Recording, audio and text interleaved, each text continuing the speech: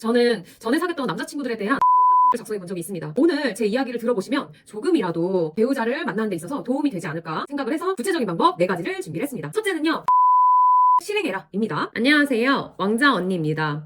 오늘은 결혼하기 위해서 이것까지 해봤다 라는 주제로 이야기를 하려고 합니다. 사실 결혼정보 업체를 못 해본 게 조금 아쉽긴 한데요. 저는 이전에 다소 섬뜩하게 들릴 수 있겠지만 저는 전에 사귀었던 남자친구들에 대한 평가표를 작성해 본 적이 있습니다. 영상 후반에 어떻게 작성을 했는지 왜 작성을 했는지 말씀을 드리겠습니다. 저는 나름대로 결혼할 준비가 되어 있다고 생각을 했는데요. 계속 시간은 흐르고 남자를 만날 곳도 없고 만나도 마음에 안 들고 결혼 직전까지 간 적이 있었는데 결국 실패를 했습니다. 오늘 제 이야기를 들어보시면 조금이라도 배우자를 만나는 데 있어서 도움이 되지 않을까 생각을 해서 구체적인 방법 4가지를 준비를 했습니다. 여러분도 좋은 남자, 좋은 여자 만날 수 있을 거예요. 첫째는요. RNVD를 실행해라 입니다. RNVD는 꿈꾸는 다락방이라는 책에서 나오는 공식입니다. R은 리얼리티를 뜻하고요. VD는 비비드 드림을 뜻합니다. 그래서 생생하게 꿈꾸면 그것이 이루어진다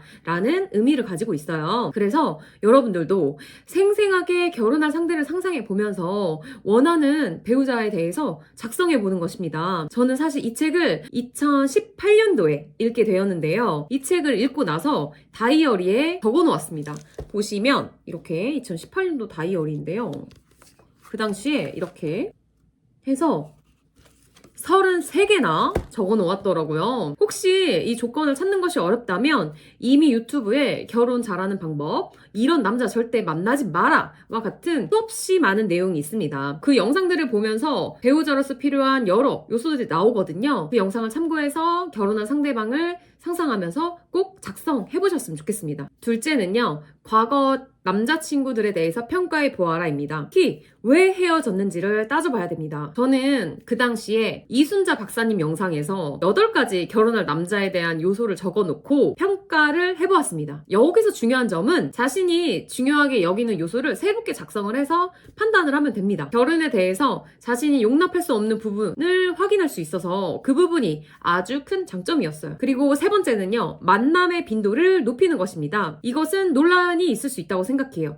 왜냐면 자만추라고 들어보셨나요? 자연스러운 만남 추구를 원하시는 분들이 굉장히 많기 때문입니다. 저는 만남의 빈도를 높이기 위해서 여러 가지 소개팅 어플을 해보고 소개가 들어오면 그 사람이 나에게 소개를 시켜주는 이유가 있겠지 라고 생각을 하면서 묻고 따지지도 말고 소개를 받겠다고 동의를 했었습니다. 그래서 좋은 남자 만났냐고요? 그것보다 제가 어떤 남자를 만나야 행복한지 더욱이 잘 알게 되었습니다. 여러 시행착오를 겪으면서 결혼하고 싶은 남자에 대한 저만의 기준이 좀 더 구체화가 되었어요. 기준이 많아진 건 아니에요. 기준을 줄이도록 노력해야 됩니다. 나한테 필요한 딱 몇 가지 기준만 남기자는 마인드로 배우자상에 대한 기준은 줄여야 합니다. 따지는 것이 많아지면 더 결혼하기 힘든 것 아시죠? 마지막으로 4번째는요. 안 맞는 부분이 있다면 질질 끄지 말고 빠르게 정리하라 입니다. 물론 시간적인 여유가 있다면 조금 괜찮습니다. 제 남동생은 20대인데요. 남동생이 여자친구를 사귄 지 얼마 안 됐지만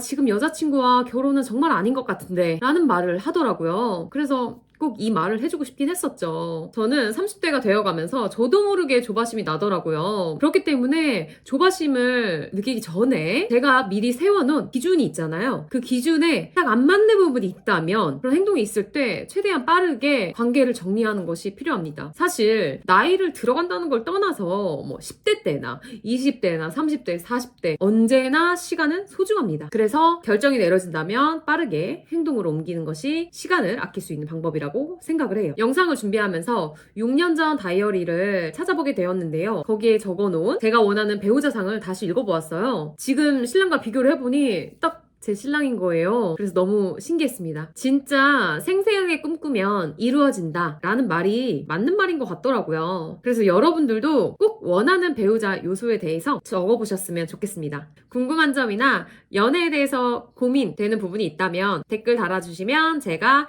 답글을 달아드리겠습니다. 오늘도 제 영상 시청해주셔서 감사합니다.